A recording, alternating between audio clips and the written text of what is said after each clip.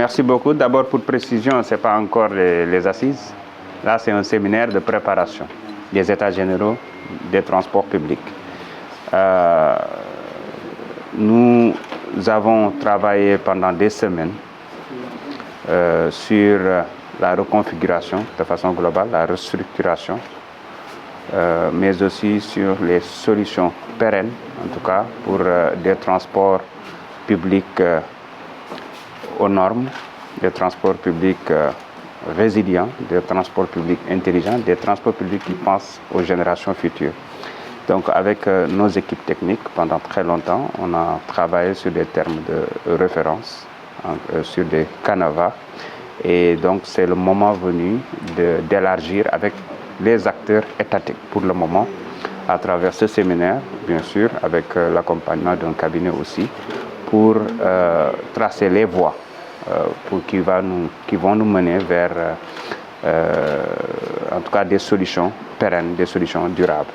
C'est pour cela que nous sommes là aujourd'hui avec toutes les équipes, des professeurs d'université, entre autres, et des acteurs des autres ministères aussi, parce qu'il s'agit des transports routiers, ferroviaires, aériens et maritimes.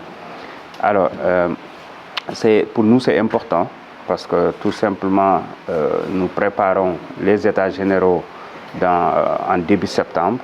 Et pour cela, il faut qu'avec tous les acteurs, qu'on soit arrimés sur les termes de référence, mais surtout sur les points de convergence et de divergence.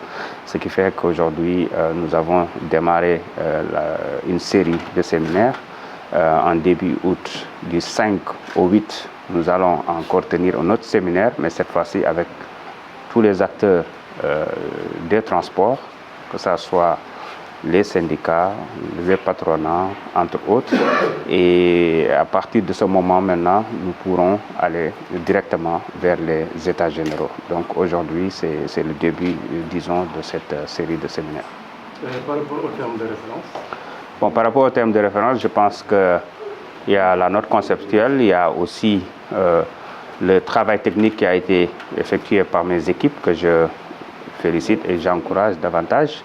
Et donc, avec les autres acteurs, ils vont discuter pendant 4 jours pour nous sortir, en tout cas, des résultats avant d'aller vers l'étape suivante, à savoir l'élargissement au niveau des acteurs, de façon globale, des partenaires sociaux. Et pensez-vous que les décisions qui sont arrêtées permettront de régler définitivement le problème du transport?